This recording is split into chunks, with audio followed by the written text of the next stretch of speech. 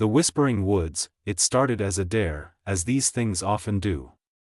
The five of them, Matt, Sarah, Jamie, Claire, and Ben, were inseparable friends, their bond forged in countless late-night adventures. But Whispering Woods was different. The stories about the place were older than the town itself, whispered from generation to generation.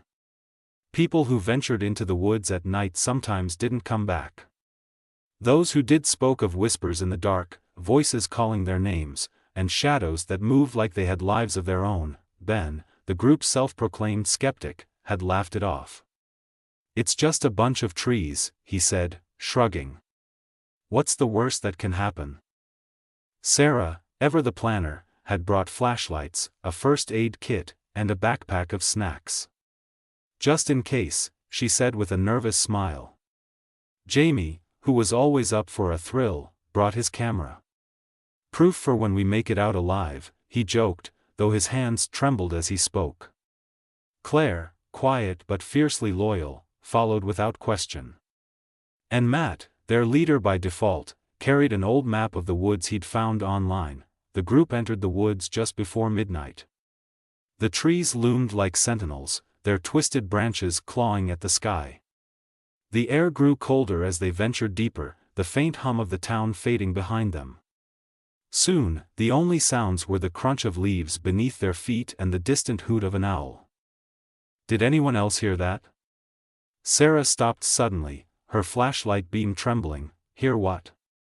Ben asked, his tone dismissive, but Jamie had heard it too, a faint whisper, like the rustle of leaves in the wind, but softer, almost human.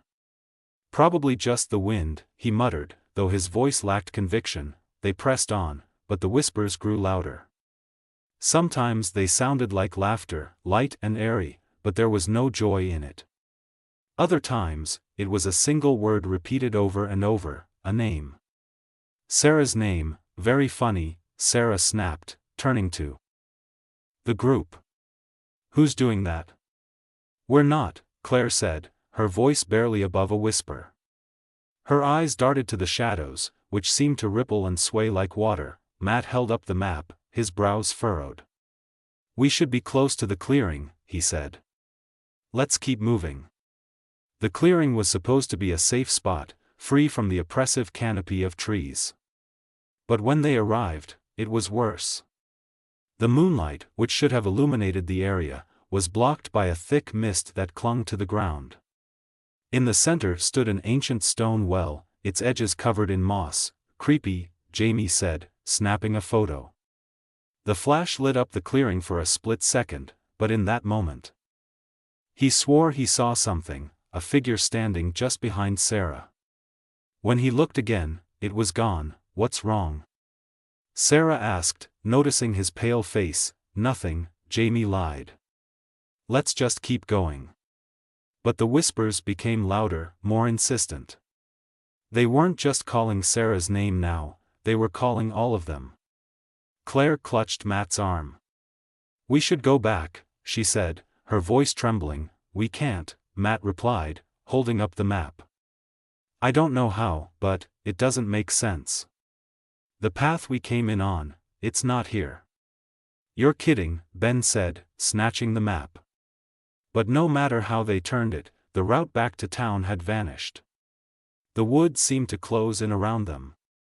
The trees pressing closer, their branches reaching out like skeletal hands, and then, the whispers stopped. The silence was worse. It was heavy and unnatural, like the woods themselves were holding their breath. "Hello?"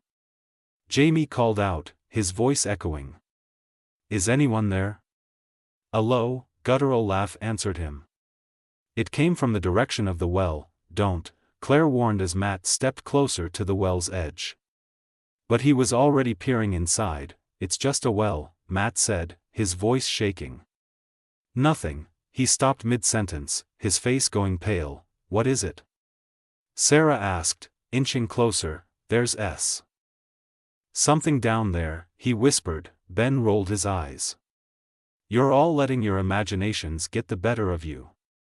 He stepped up to the well and shone his flashlight down. For a moment, there was nothing. Then, two pale hands reached up, grasping the edge. Ben stumbled back with a shout as a figure began to climb out, a woman, her skin as pale as bone, her eyes sunken and black. Her mouth twisted into a grotesque smile as she pulled herself free. "Run!" Matt screamed. They didn't need to be told twice. The group bolted, plunging back into the woods. But the whispers returned, louder now, a cacophony of voices mocking them, laughing, and calling their names. Claire tripped, falling hard onto the ground. Matt stopped to help her, but as he reached out, the shadows surged forward, wrapping around her legs. She screamed as she was dragged into the darkness. "No!" Matt yelled, but she was gone. "Keep moving!" Jamie shouted. They ran blindly, the trees seeming to shift and move, the path twisting in impossible directions. One by one, the shadows claimed them. Sarah disappeared first, her screams echoing in the night. Ben was next, his flashlight tumbling to the ground, the beam cutting out as he was pulled into the darkness. Finally, only Matt and Jamie remained. They stumbled into another clearing, gasping for breath. The whispers were deafening now. A wall of sound that seemed to come from everywhere and nowhere. "We're not getting out of here, are we?" Jamie asked, his voice hollow. Matt didn't answer. He was staring at something in the distance, a figure standing at the edge of the clearing.